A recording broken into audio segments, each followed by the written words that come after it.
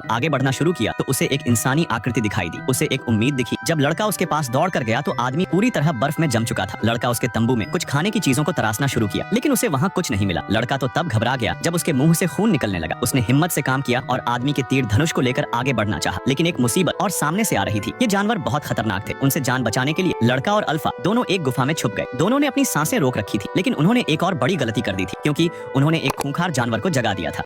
लड़का पूरी तरह तीर कमान लिए तैयार था। जरा सी हलचल उनकी जान ले सकती थी। जब शिकारी कुत्ते गुफा को पार कर गए तब उसने राहत की सांस ली, लेकिन अगले ही पल गुफा में कई वर्षों से सो रहा साइबर शिकारी जाग गया। उसने लड़के पर हमला करने के लिए जैसे ही छलांग लगाया, तभी अल्फा उसे रोकने के लिए साइबर शिकारी से भिड़ गया। भले ही भेड़िया उसके सामने टिक नहीं पा रहा था, फिर भी अल्फा उसे बार बार रोकने की कोशिश कर रहा था। तभी लड़के ने अपनी तीर कमान संभाली और साइबर शिकारी पर चला दी। जब वो मर गया तो लड़के ने अल्फा को पुकारा, लेकिन वो लड़ाई के दौरान बेहोश हो गया था। लड़के ने उसके घाव को साफ किया और एक दिन आराम करने के बाद लड़का और अल्फा दोनों ने सफर को जारी रखा, लेकिन अल्फा ज्यादा देर तक टिक नहीं पाया और कुछ ही देर में नीचे गिर गया। लड़के के पास भेड़िए के इलाज का कोई तरकीब नहीं था, जिसके बाद लड़के ने उसे अपने बाहों में उठाया और सफर जारी रखा, लेकिन अभी वो कुछ दूरी चला ही था, तभी वो भी नीचे गिर पड़ा। जब लड़का बेहोश था तब उसने बेहोशी में अपने माता पिता को देखा जो उसका इंतजार कर रहे थे। इस सपने से लड़के के अंदर हिम्मत जुटी और वो अचानक जाग गया, जिसके बाद भेड़िए को अपने बाहों में लेकर सफर जारी रखा, लेकिन जरा से चलते ही उसकी हिम्मत हार जाती थी। लेकिन उसने हार नहीं मानी और एक पड़ाव के बाद आखिरकार उसने अपने कबीले वालों को खोज लिया, लेकिन कमजोरी के कारण लड़का गिर पड़ा। पिता ने भावुक होकर उसके गाल छुए। उसकी माँ उसे देख तुरंत रोने लगी। सब लोग हैरान थे। जिसको मरा समझकर सभी लोग उसे छोड़ आए थे, जो बहुत दिनों बाद आज वो जिंदा वापस लौट आया था। लड़के ने इशारों में अपने पिता से भेड़िए को बचाने की गुहार लगाई, जिसके बाद लड़के के साथ अल्फा का भी इलाज किया जाता है। बिना भेड़िए के सहयोग से शायद लड़का कभी अपने घर नहीं लौट पाता। लड़के ने पहली नजर उसे देखा, तभी चिकित्सक उसके पेट को छूकर कुछ महसूस करने लगी। कुछ देर बाद अल्फा भेड़िया ने कई बच्चे को जन्म दिया। लड़के ने उसे सहलाया और उसे आभार जताया कि उसने गर्भवती होते हुए भी उसने टाइगर से लड़ाई की और उसकी जान बचाई। कुछ दिन बीतते ही बच्चे बड़े हो जाते हैं। समय के साथ इन भेड़ियों में एक अलग अलग क्षमताएं विकसित हुई। ये सभी कबीले में पले पड़े और सालों बाद इनका कबीला सबसे ताकतवर हो जाता है, क्योंकि इनके साथ एक साथी होता था। वैसे आपको ये मूवी कैसी लगी?